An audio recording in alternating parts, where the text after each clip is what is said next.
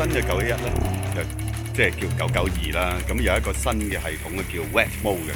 咁你可能會問 Wet Mode 咪好似好多車都啲高性能車都有，其實佢有少少唔同嘅，因為佢係一個主動會提醒你嘅，有 sensor 去探測個路面個水分嘅系統嚟嘅。咁當個車速去到超過50啊，咁而你行駛嘅距離係超過300米咧，咁當然都視乎個雨水嘅量啦。咁佢就會，如果真係有雨水嘅時候咧，咁佢就會提醒你路面濕滑，咁就叫你自己手動着咗個 Wet Mode。咁個 Wet Mode 着咗之後咧，其實好多嘢會改變嘅，包括個油門嘅反應啦、個尾翼啦、嗰啲安全系統啦，所有嘢其實都會變成一種好高度戒備嘅一種狀態之下去揸呢架車嘅。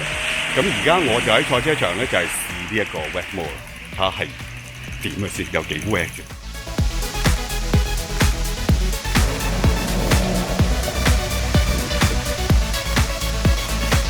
好啦，而家我哋出發啦。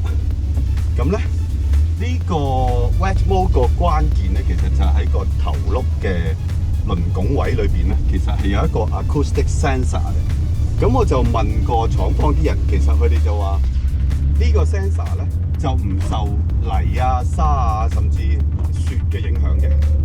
佢開咗個 Wet Mode 咧，我覺得咧嗰個 power 咧係有少少限制，但係就唔係好似普通嗰啲咁死板嘅，就咁一味 cut 嚟嘅。佢都俾到油嚟嘅，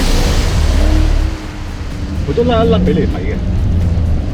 佢嘅 traction control 都會出現嘅。頭先都有斬下嘅。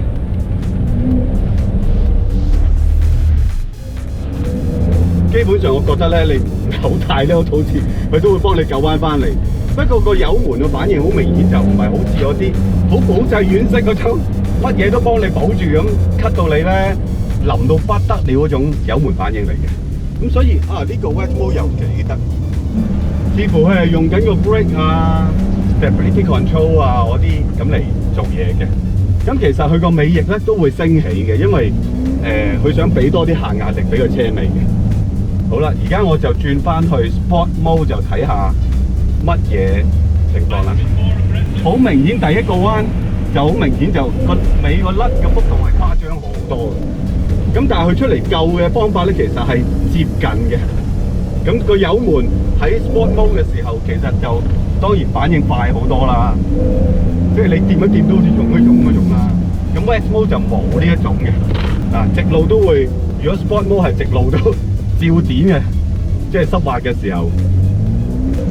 嗱，呢個 Sport Mode 就好明顯就係個 traction control 介入嘅時候咧，架車嘅動力咧係會加咗嘅，同埋好多 brake 喺度幫你做緊嘢，你都感覺到佢震下震下。嗱，係停晒咁滯嘅，但係 Wet Mode 咧就可以好似順暢啲嘅感覺。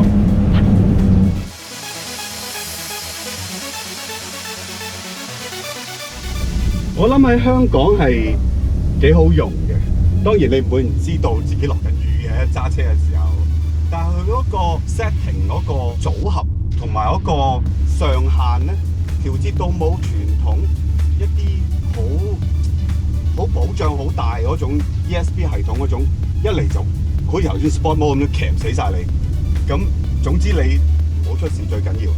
咁而呢部咧，你仲可以慢慢揸，幾順喎，行得好似好安全、好穩定嗰種感覺。